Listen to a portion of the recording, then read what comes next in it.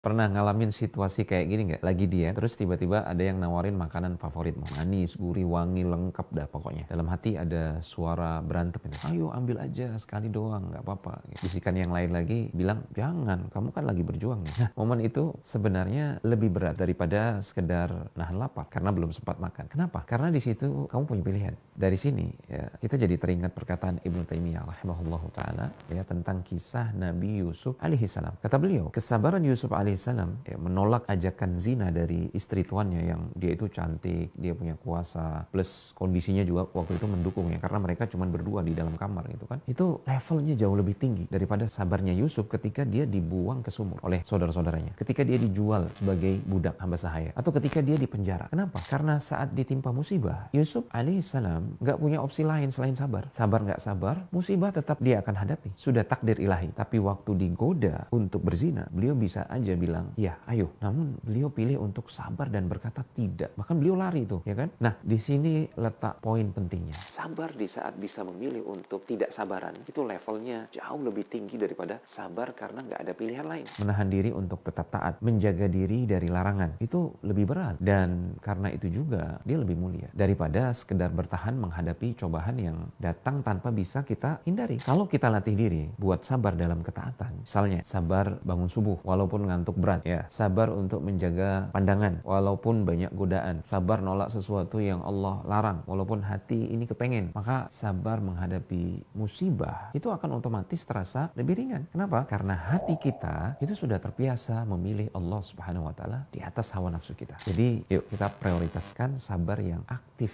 sabar memilih taat, sabar untuk mengatakan tidak kepada dosa, sabar untuk mau menjauhi dosa. Karena kalau itu sudah jadi karakter kita, sabar menghadapi ujian hidup itu tinggal jadi kelanjutannya. Itu gampang banget, mudah, ringan, dan membahagiakan. Dan siapa yang sabarnya seperti itu? Dialah yang sedang menapaki level sabarnya para nabi, orang-orang soleh. Sabar yang mendekatkan diri pada ridho Allah Subhanahu wa taala tanpa batas. Semoga Allah memberikan taufik. Barakallahu fikum.